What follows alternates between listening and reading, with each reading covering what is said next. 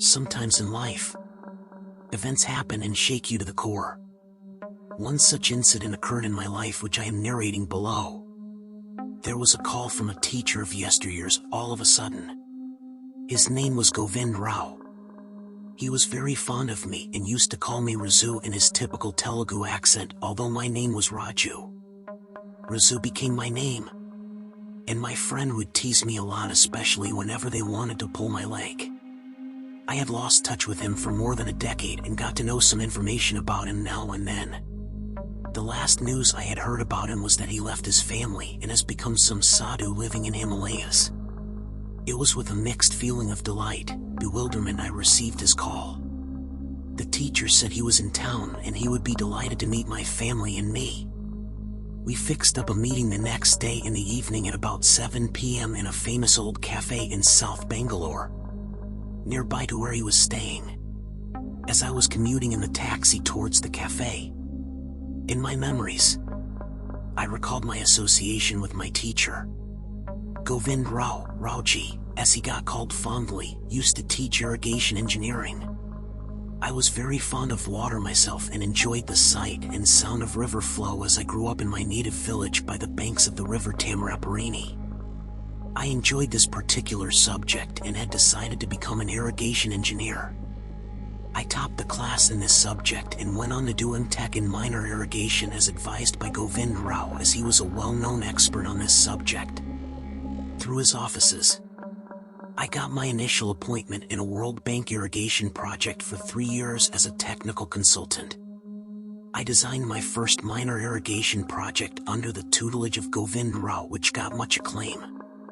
I did my job well and got absorbed into World Bank New Delhi office as a minor irrigation expert and worked there for several years until I resigned a few years ago and got commissioned to write a few books on small irrigation projects by a well-known publisher.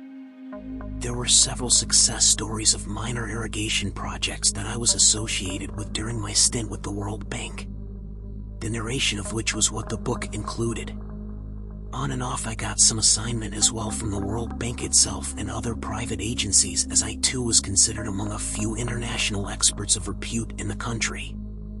I was leading a comfortable life in Bangalore except for the growing traffic congestion, which virtually made mobility extremely difficult. The next day turned out to be busy, and I had to request my wife to go ahead and be with Rauji at the cafe while I would join. He had said he dressed himself in a gray robe, has a salt and pepper flowing beard and matted gray hair, and would be easy to recognize. I did get delayed and could manage to reach the cafe by about 7:30 p.m. The cafe had got crowded by then. There was a couple sitting in the cafe when I walked in. As the light was low, I didn't know who they were until the woman turned around, and I saw it was my wife. Only when I got near to them, I could make out my teacher. I bent down to hug him and sat beside him. He looked a ghost of himself in the dull light. When it was time to order, he suggested an alcoholic drink and could we move to the adjoining room where they would serve drinks. We did that and ordered 2 whiskeys and a cocktail for my wife. We were silent until the drinks got served and he took a large sip and started narrating his story as if in a reverie. It was after his retirement, 5 to 6 years ago. He had gone to Himalaya with a group of friends for a trek when he met with the middle-aged naga sadhu, Nag. This sadhu had taken sannyas when the calling had come and left everything to become a naga sadhu himself. Rauji said his family life had taken a beating with the collapse of his daughter's marriage and also with his son getting disarrayed in his career. His wife had become quite cranky.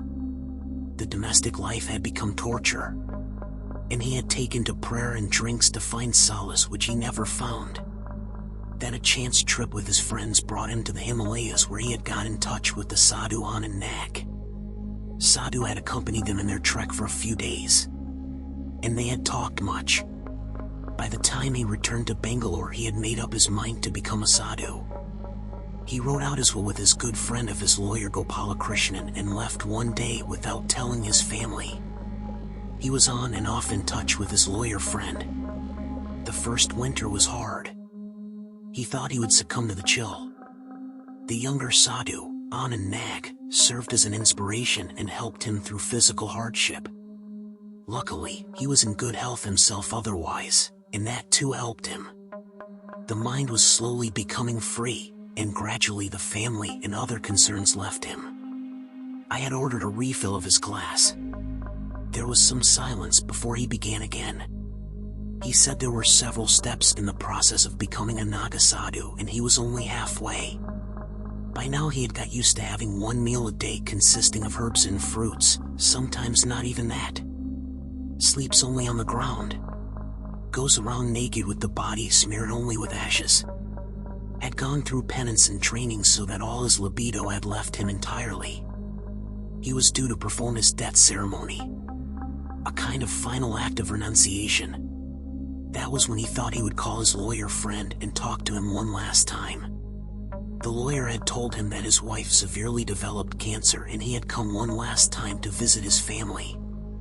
Raju further informed us that his wife had passed away 2 days ago, and he had performed her last rites. It was then he had met another classmate of mine and got my number and decided to call me as he had felt warm memories of me. He was leaving for Delhi the next day by train. Usually Akhand, highest council of the Nagas, don't permit such trips, but they had made an exception as he was still in the process of becoming a Naga. I was so excited about meeting with my teacher. So the very next day my wife and I met with another classmate of mine, Sekar, from the college to share the experience of yesterday's meeting. I excitedly narrated the story beginning with the call. My friend patiently listened to the story and burst out laughing at the end. My wife and I were quite annoyed and said we didn't tell him a ghost story, and it was then he brought me a paper cutting of an obituary published in Deccan Herald dated April 5th, 2018. April 14th, 1947 to March 31st, 2018. My dear friend Govind Rao had passed away on March 30th, 2018. He had lived a good life and excelled as a teacher in his twilight years. He had taken to spirituality and was in the process of becoming a naga sadhu. The Lord Shiva, in his kindness and generosity, had embraced him in his final travails. His wife Sithama, son Chandrasekhar, and daughter Alamilu are his immediate family. May his soul rest in peace. Gopalakrishnan, lawyer. However, my wife and I would have none of this obituary business as we had met with Govind Rao in the flesh the previous day. My friend Sekar called up the lawyer who confirmed to him that Sithama had indeed passed away 3 days ago. Gopalakrishnan would not believe when Sekar told him that we had met with Govind Rao the previous day. It was the young sadhu, Anand Nag, who had called the lawyer and informed him of Govind Rao's death.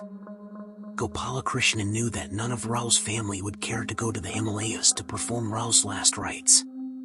So, he had flown to the informed location himself and completed the last rites.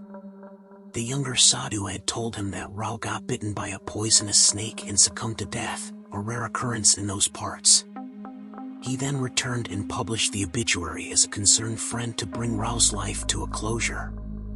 Then Sekar picked up my phone and dialed the number of Govind Rao and passed the phone to me after he heard an automated message. I listened to the automatic message say this telephone number does not exist. We met with a scientist at the famous Indian Institute of Science who was researching on paranormal activities. He remarked he had heard of similar stories from people, but he was unable to offer any explanation for such a phenomenon. It was not as if the restaurant we had met with my teacher was like some house on a haunted hill. But yet the whole incident sounded spooky until date my wife and talk about it on some occasion or other.